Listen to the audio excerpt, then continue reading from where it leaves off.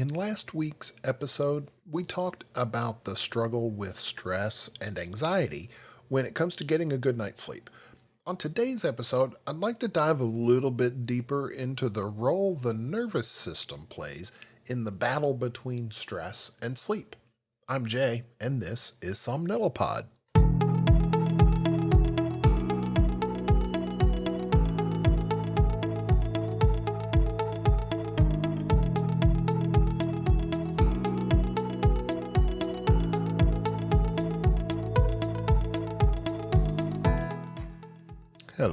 Hello. Welcome back.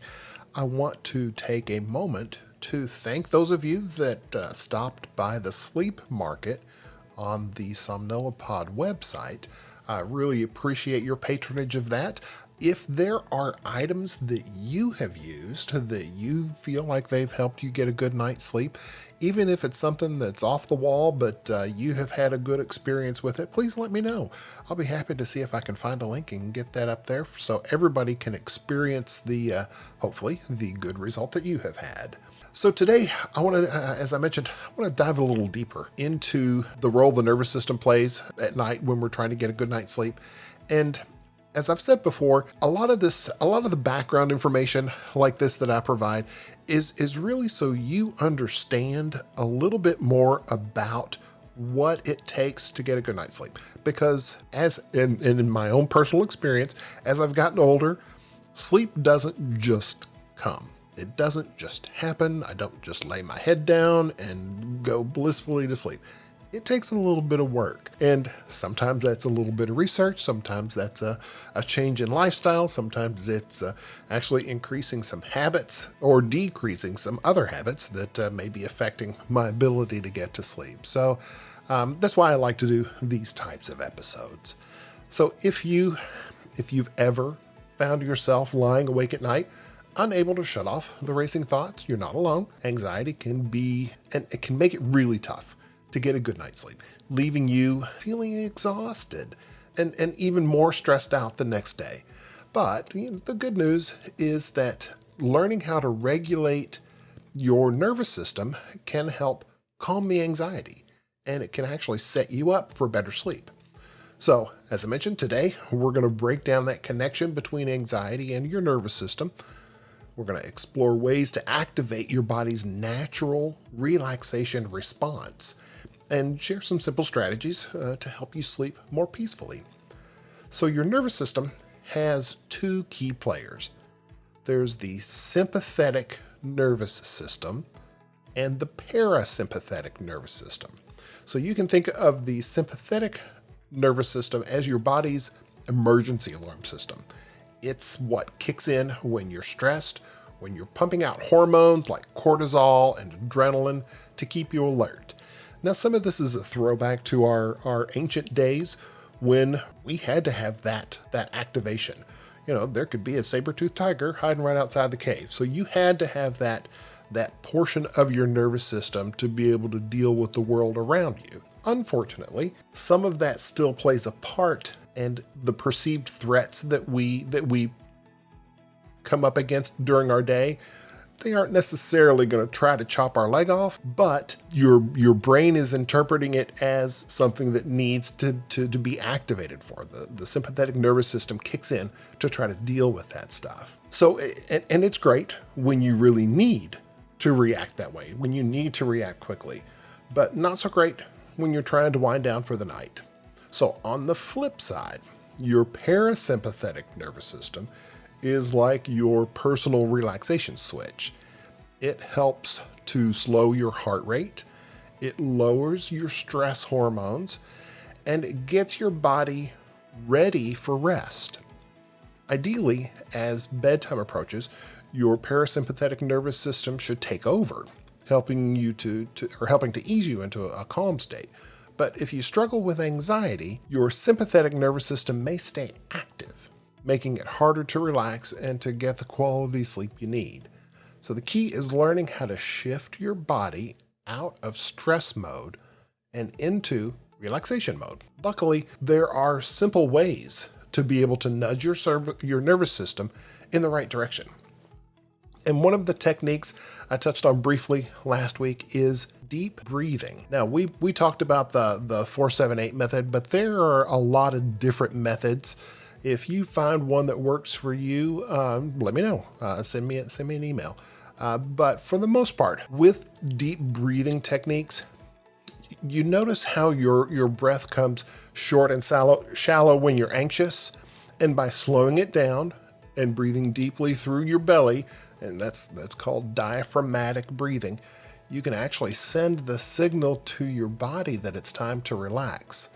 So rather than taking those short, shallow breaths, you just try to slow it down and let your body do what it needs to do. So try this. Inhale deeply through your nose and let your belly expand. And you can even do this in an exaggerated way. Just try to get your belly as big as you can. So you breathe in, let your belly expand, and then exhale slowly through your mouth. And doing this for a few minutes can really make a big difference in calming your mind. Another great technique, as I mentioned last week, is progressive muscle relaxation. And this involves tensing different muscle groups for a few seconds and then releasing it so that you can feel the difference between the tension and the relaxation response. And it's a simple way to let go of tension, to tell your body that it is okay to relax. And doing that before bedtime really can help ease you into sleep a little more smoothly. And I mentioned meditation last week, but I didn't really go into it. Mindfulness, meditation, and guided imagery. They are also some amazing tools for managing anxiety and improving sleep. Mindfulness helps you stay present instead of getting caught up in those anxious thoughts. And guided imagery lets you visualize peaceful scenes to create a sense of calm.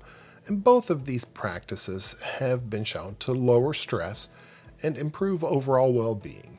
And you can look wherever you need to look on the internet to find some techniques that work for you. I've tried guided imagery in the past. I've never really found one that I felt really comfortable with. So I tend to work more with breathing exercises and mindfulness meditation. Those are the two things that really help me the best. But if you find one that works for you, send me a link because I would like to give it a try. Now, beyond those relaxation techniques, there are a few everyday habits that can make a huge difference in your sleep quality. Yeah, I know it's like beating a dead horse, but sleep hygiene. Come on, people. We got to do some stuff. So the first thing you need to try to do is keep a consistent sleep schedule. Going to bed at different times and waking up at different times during the day, that really throws your body out of whack. So you want to try to keep your body's internal clock staying on track. And that really does make it easier to fall asleep and to wake up feeling a little more refreshed. The most important thing you can do is to have a consistent wake time. Even on the weekends, even when you didn't sleep very well, you may have only gotten a couple hours of sleep and you just think, no, I'm going to stay in bed. Get up. Your body remembers that stuff. So getting out of bed consistently, your body will begin to take advantage of the fact that, okay, going to bed, got to get my sleep. I know I only got till 6 a.m., but we're gonna make this work. Another game changer is cutting back on all of that screen time. And there have been some conflicting studies, but for the most part, we do know that the blue light that comes from TVs, phones, tablets, that really does mess up melatonin production. Melatonin is the hormone that helps us get to sleep.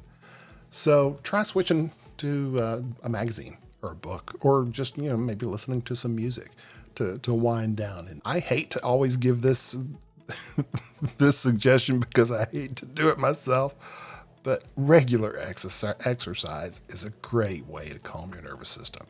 Not only to calm your nervous system, but to actually physically burn off some of that excess stress and tension. And it really does help. But you got to be consistent. It's not something that you can say, oh, well, I'm going to work out one day and it's going to make a big difference in my life. It may make a big difference in the way you feel right after you exercise that day, but for the most part, you have to be consistent about that stuff. And that will, over time, affect your ability to get a good night's sleep and help you out. And let's not forget diet. The things we eat can affect our sleep. So try to find foods that are rich in magnesium and omega-3s and tryptophan, like nuts, seeds, salmon, turkey. These are things that can help support relaxation and sleep. And on the flip side of that, try to avoid caffeine and nicotine late in the evening. I've said this before, my mother was notorious for having a cup of coffee before she would go to bed. Oh no, it doesn't affect me. Yes, it does. You're introducing a stimulant. Same thing with nicotine. You're introducing a stimulant into your body. You may get to sleep just fine, but the depth of your sleep will be affected by having that stimulant introduced there. So what's the takeaway? If anxiety is keeping you up at night, focusing on regulating your nervous system can make a big difference. Some simple techniques like the breathing, the muscle relaxation, and mindfulness can help to shift your body into that relaxation mode that we need to get to. And those good sleep habits like sticking to a schedule and reducing screen time and exercising regularly, that's going to set you up for long-term success. And with a little practice, you can calm your mind, ease your anxiety, and you can finally get the restful sleep that you deserve. I hope this has been helpful for you. Please reach out to me at j@somnilopod.com if you have some episode ideas, or if you have some, as I mentioned, some of those guided imagery things. I'd like to try it. I'd like to give it a little more. I'd like to give it a little more in-depth try. I don't know that I ever really gave it justice before. So if you find one that works for you, please send that on to me. And please remember to touch base with the sleep market on the website. That really does help get some a little bit of cash flowing in here to help me keep all of this stuff going. Now, until we meet again, please remember to try to get yourself a good night's sleep. Thanks so much.